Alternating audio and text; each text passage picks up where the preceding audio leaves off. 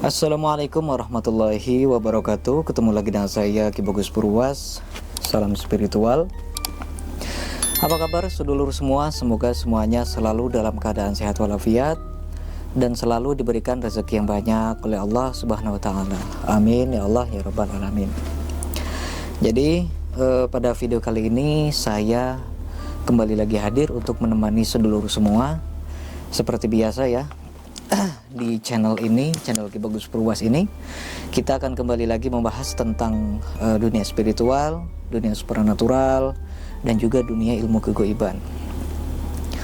Nah, jadi pada tahun ini, yaitu bertepatan awal tahun ya, di bulan Januari 2024, itu mungkin sudah berapa tahun saya tidak membuat video-video tentang Q&A ya, tentang tanya jawab. Jadi dikarenakan sudah lama saya tidak membuat video Q&A, maka dari itu pada video kali ini saya akan buat video Q&A lagi.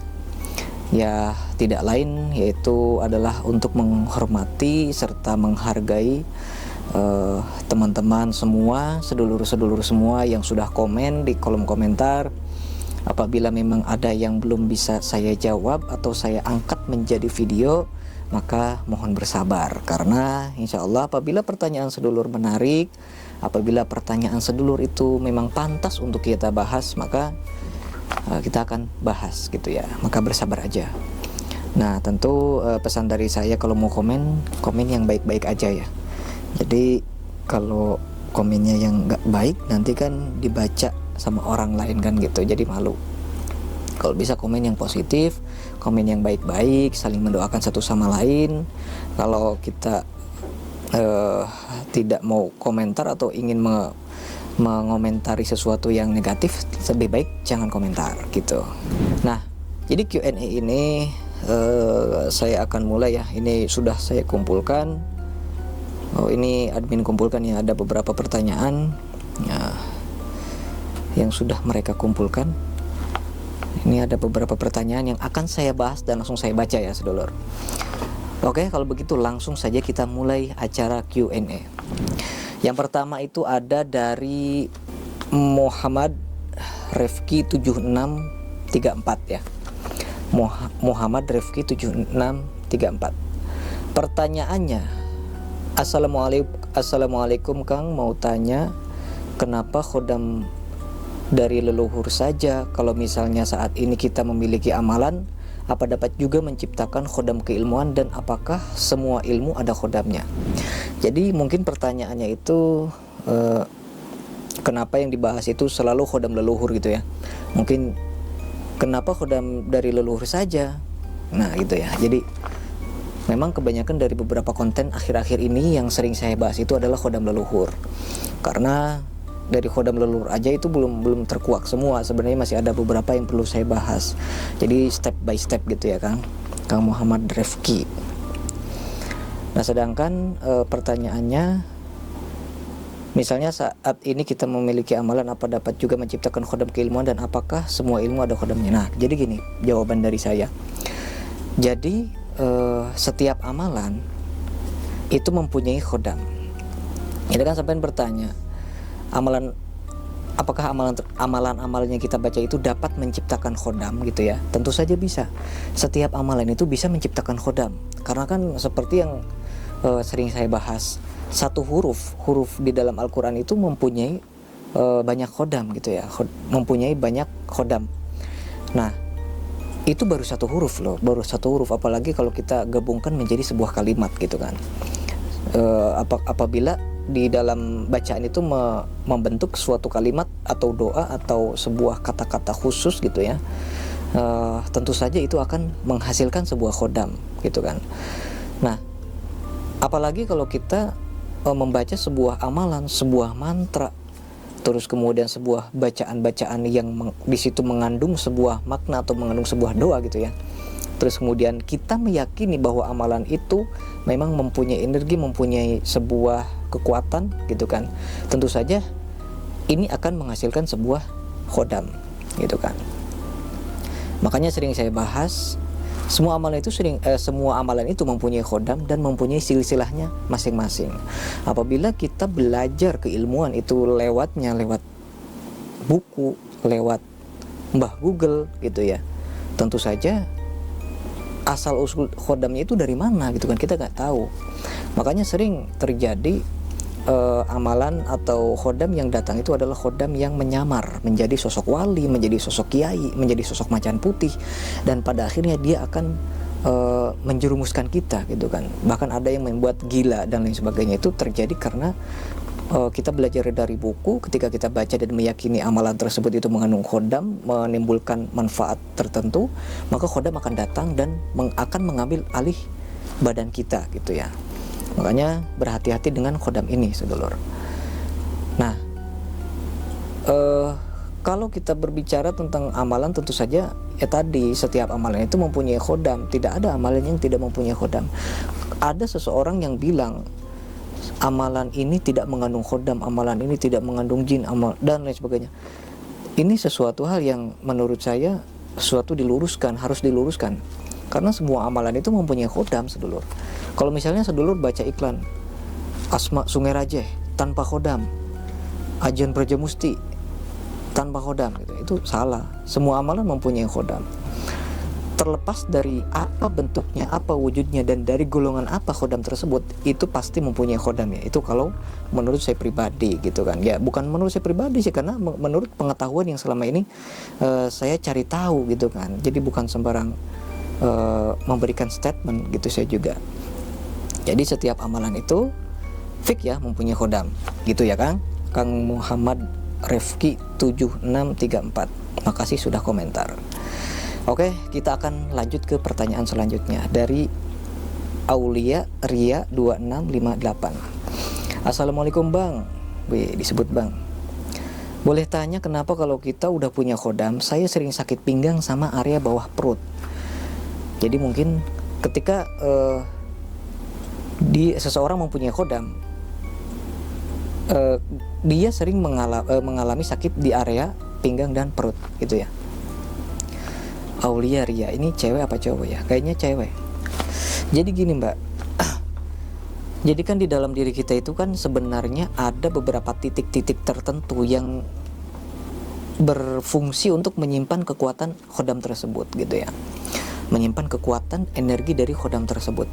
Terlepas khodam itu mendampingi kita, tidak bersemayam di dalam tubuh, tapi kekuatan atau energinya itu akan bersarang di salah satu tubuh kita. Ada beberapa titik-titik yang bisa menjadi sarang atau tempat wadah gitu ya, bukan sarang, kayaknya istilahnya kayak apa gitu, tempat wadah untuk menampung energi dari khodam tersebut. Makanya kan kalau kita belajar ilmu hikmah kan ada istilah wadah batin. Jadi sarang atau wadah dari energi ilmu yang kita amalkan itu di situ, di wadah batin kita. Nah khodam pun begitu. Khodam itu akan energi bioenerginya ya, bisa dibilang bioenergi atau energi intisari khodam tersebut itu akan mendiami salah satu dari beberapa titik di dalam tubuh kita. Tapi mohon maaf, saya tidak bisa menyebutkan beberapa titik di dalam tubuh kita itu ya. Nah, mungkin yang disebut oleh Mbak Aulia Ria ini yang di area pinggang sama di bawah perut ini adalah mungkin ini juga termasuk salah satu area tempat berkumpulnya energi dari khodam tersebut ya gitu. Apalagi kalau kita berbicara tentang di bawah perut. Di bawah perut itu kan posisinya dekat pusar, dan di pusar pun di situ ada sebuah cakra gitu kan. Ada sebuah cakra, tentu saja mungkin bisa jadi cakra tersebut itu bisa jadi tempat energi khodam itu berada, bisa jadi karena di situ ada energi yang tidak selaras, bisa juga seperti itu. Karena harus dicari tahu dulu ya Mbak.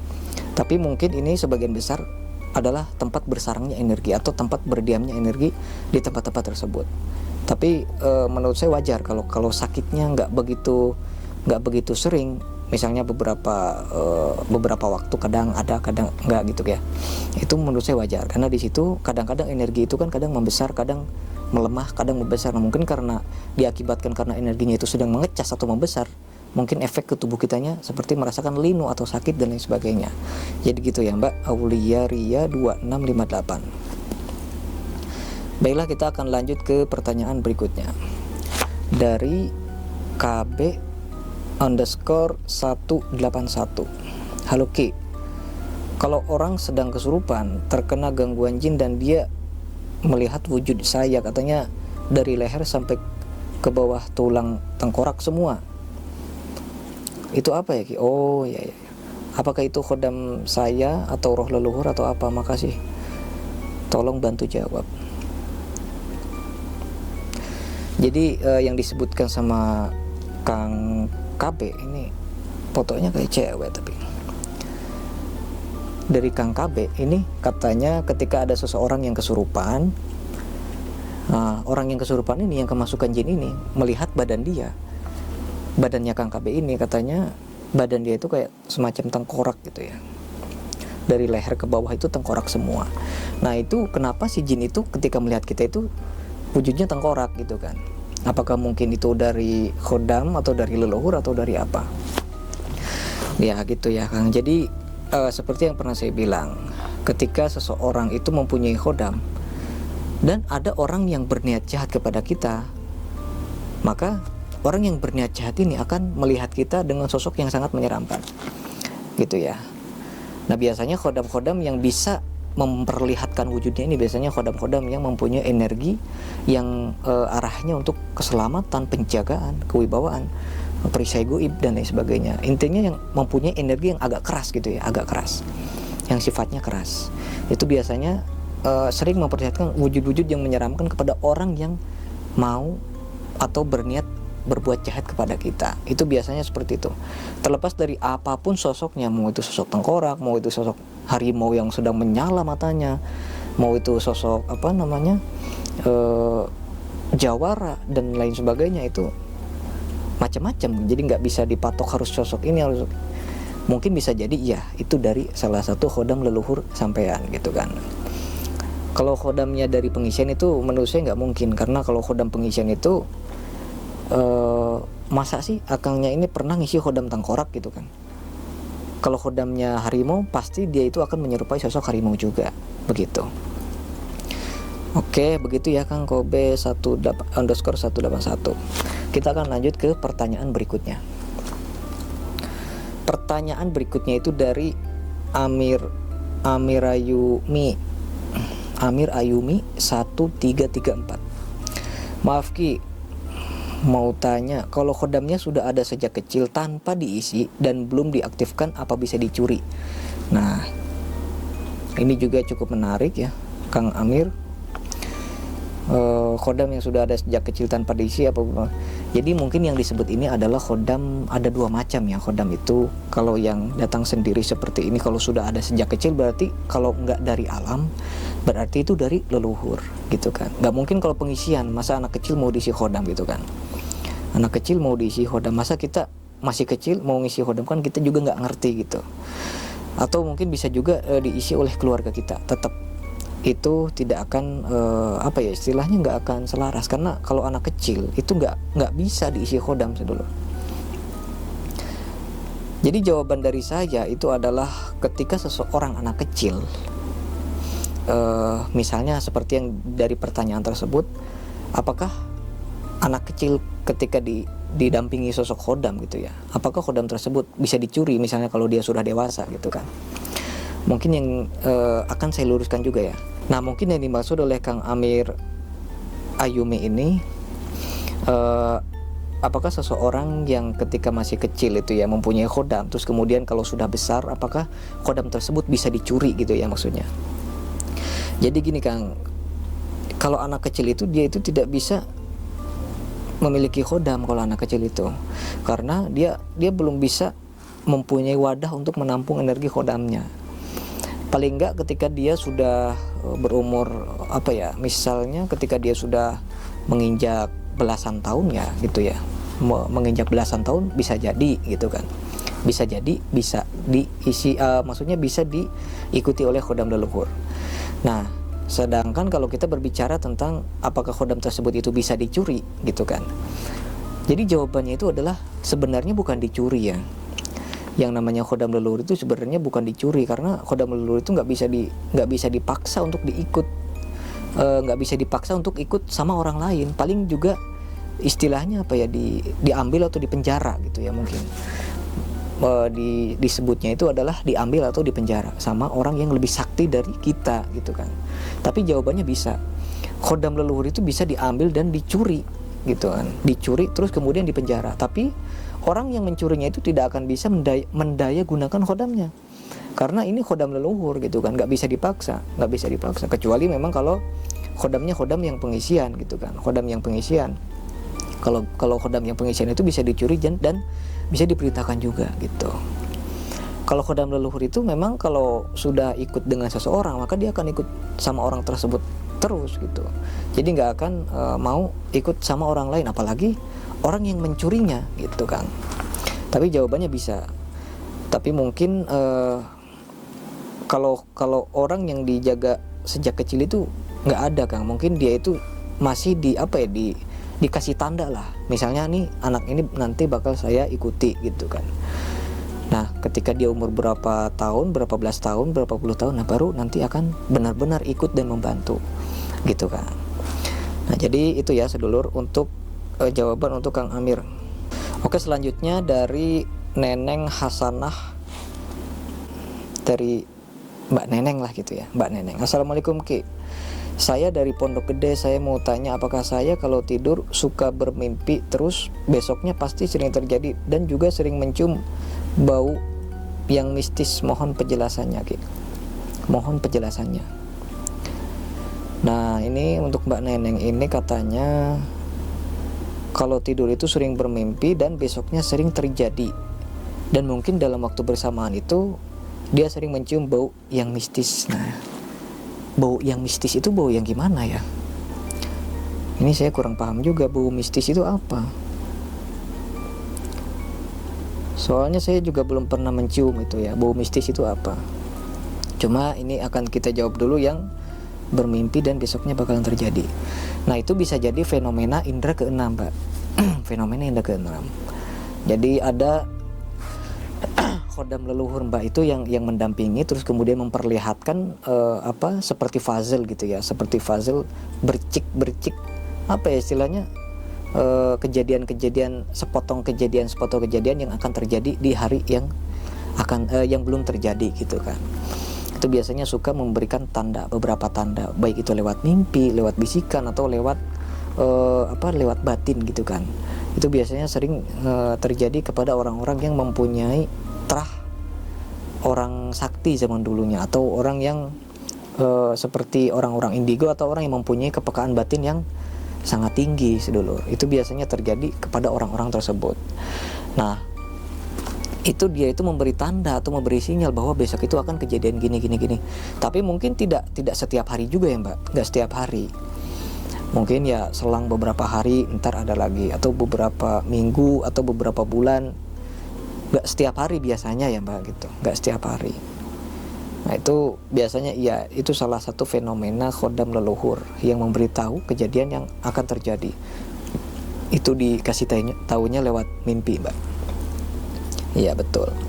Nah sedangkan mencium bau mistisnya ini gimana ya Mbak? Saya ngejelasinnya itu mungkin bau parfum gitu ya, atau mungkin bau minyak misik gitu atau apa. Ya itu juga bisa dari indera penciuman yang mulai meningkat, yang mulai aktif juga, karena ketika batin sudah mulai terbuka, bisa menerima sinyal-sinyal dari khodam leluhur atau dari leluhur lewat mimpi itu ya. Berarti dia sudah mempunyai kepekaan insting dan kepekaan penciuman. Berarti dia itu sudah bisa mencium bau-bau yang dihasilkan dari dunia sebelah. Seperti misalnya ada sosok pocong nih, baunya bangke gitu ya, bau bangkai. Itu nanti akan tercium. Terus misalnya ada sosok yang positif datang nih, ada di dekatnya, biasanya akan mencium aroma wangi dan lain sebagainya. Mungkin dari bau mistis ini apa ini? Saya juga bingung. Baunya mistis itu baunya wangi atau bau nggak enak gitu ya. Nah, tadi mungkin sudah saya jelaskan, kalau yang baunya bau yang nggak sedap, berarti itu dari sosok yang negatif yang berada di sekitar kita. Itu biasanya jaraknya nggak jauh, sekitar 3-5 meteran lah, kalau mungkin kalau saya ukur lah segitu ya. Itu sudah tercium baunya sedulur. Tapi kalau baunya wangi itu biasanya dari sosok positif. Bisa dari khodam yang dari alam atau jin dari sekitar rumah kita gitu ya, yang aromanya itu tercium oleh kita. Ya, jadi itu ya. Nanti ini ada beberapa pertanyaan lagi akan saya bahas di video berikutnya. Nah, mungkin cukup sekian untuk video yang part 1 ini ya sedulur. Nanti kita akan bahas lagi karena durasinya sudah panjang. Dan semoga bermanfaat buat semuanya. Saya Ki Bagus Purwas. Assalamualaikum warahmatullahi wabarakatuh.